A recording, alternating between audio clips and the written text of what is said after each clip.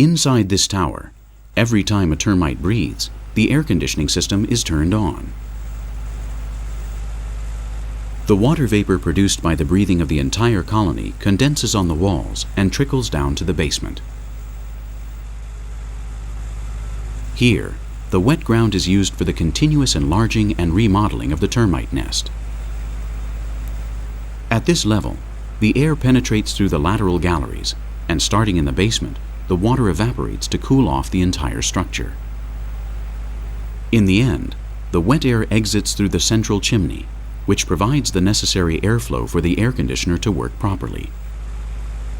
The termite's mechanism for temperature control is perhaps the most perfect one created by any animal.